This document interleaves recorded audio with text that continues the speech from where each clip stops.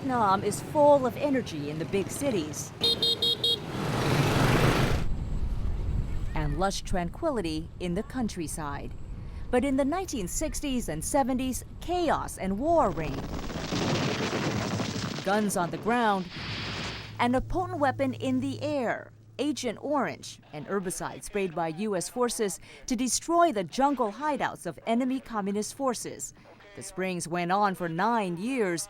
American soldiers came home suffering the effects of Agent Orange, and it also left lasting scars. My mother told me when she was farming in the farm, she sprayed a chemical.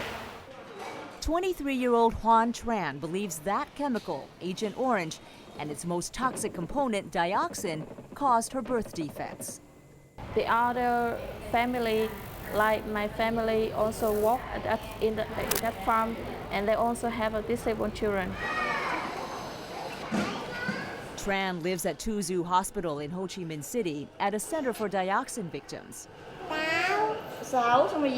Most of the 60 children here were abandoned by their parents. They have come to symbolize the legacy of Agent Orange. Dr. Phương Nguyen was an obstetrician at Tu Du during the war. She says in 1968, she started seeing an unusually high number of babies born with deformed limbs and faces. No eyes, or no nose, or deformed mouth. Was it hard to show the babies to the moms? Very hard, horrible. Even though it's been nearly 50 years since the sprayings first started, Vietnamese officials say children are still being born with deformities related to the herbicide. American scientists have also tied Agent Orange to more than a dozen illnesses, including cancer and nerve disorders. And dioxin continues to contaminate Vietnam, 28 hotspots in all. Among them, the Da Nang Air Base, where hundreds of thousands of gallons of herbicide were mixed and stored. Dioxin is the most persistent toxin known. It takes decades to degrade in the environment. And standing here, even now, 35 years after the war, there's a heavy, acrid smell in the air. It smells almost like an overdose of chlorine.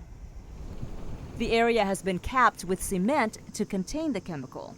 Anh nghĩ là chất độc trong đây cũng có nhiều không? Ở dưới nó ngấm dưới lòng đất. But dioxin has already contaminated soil and runoff around the base. And this is where the runoff ended up, in Ho Sen, or Lotus Lake. Scientists believe dioxin attaches to the fat of fish and ducks that locals would catch here and then eat. In the past several years, a Canadian environmental firm, Hatfield Consultants, tested the blood and breast milk of workers in Da Nang. It found dioxin levels that were up to 100 times higher than what's considered safe. Many Vietnamese Americans and even a fair number of U.S. officials think that this is a propaganda campaign by the communist government of Vietnam. Yes. What do you make of that?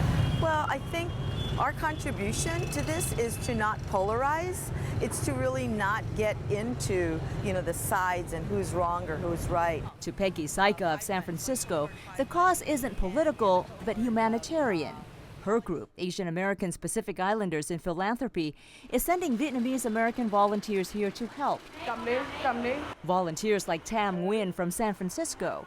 She's 26, too young to have lived through the war, but old enough to care about the victims. How do we help them interact with society in a way that they're not discriminated?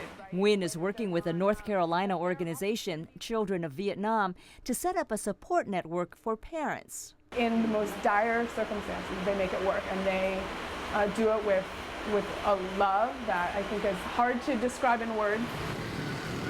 This summer, a joint U.S.-Vietnam panel calls for $300 million over 10 years to clean up contaminated sites and help treat victims. For Hoa Tran, the mother of 2 disabled teenage sons, her hopes are measured in smaller numbers, but with greater heartache. She's raising 8 pigs to sell to support her family. Her biggest wish? To have 12 more pigs, so she can earn enough to take better care of her sons. In Vietnam, Thuy Vu, CBS 5.